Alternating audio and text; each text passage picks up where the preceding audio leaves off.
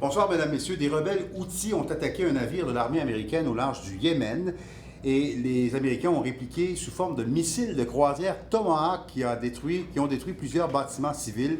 Donc, c'est un autre incident qui se rajoute à ce conflit sanglant au Yémen où on s'en va retrouver Félix-Antoine Lastou. Bonjour, Félix-Antoine. Bonjour. Bon, c'est l'escalade là-bas. Qu'est-ce qui explique la situation actuelle au Yémen? Qu'est-ce qui fait qu'on en est rendu à une telle escalade? En fait, ça remonte au mars 2015, quand les rebelles Houthis ont déposé le dictateur qui était appuyé par l'Arabie saoudite, qui s'appelait Abd Rabdou Mansour Hadi, et qui l'ont chassé du pouvoir et qui l'ont remplacé par un gouvernement qui leur était sympathique, si on pourrait dire comme ça.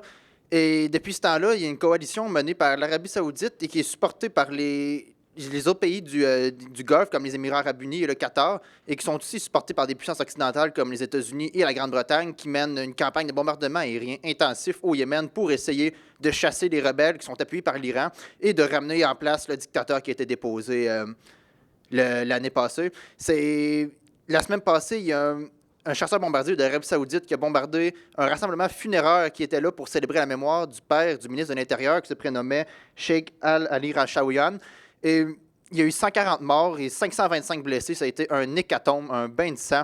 Et en représailles à ça, cette semaine, les rebelles Houthis ont lancé des missiles depuis la côte sur des bateaux américains qui ont répliqué en détruisant un gros bloc de la capitale du Yémen. Bon, dans tout ça, quelles sont les positions officielles là, des États-Unis et de la Grande-Bretagne?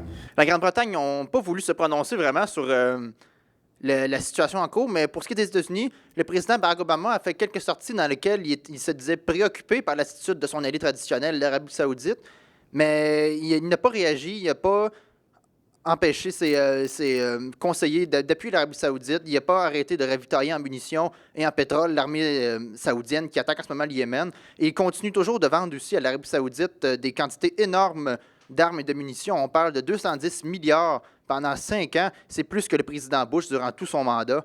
Alors, ce qui ne se rend pas compte, je pense non plus, c'est que l'attaque en cours viole toutes les règles internationales sur les conflits parce qu'il appuie une dictature qui attaque un pays sans déclaration de guerre. Alors, c'est contraire à toutes les lois de la Convention de Genève de la guerre internationale.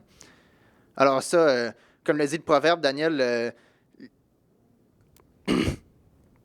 l'histoire se répète tout le temps. Et comme on voit au Yémen, c'est un conflit qui ne s'est jamais terminé. C'est comme la guerre froide qui ne s'est jamais vraiment terminée. C'est un conflit qui est loin d'être fini aussi. Merci beaucoup pour ces précisions, Félix-Antoine. De rien.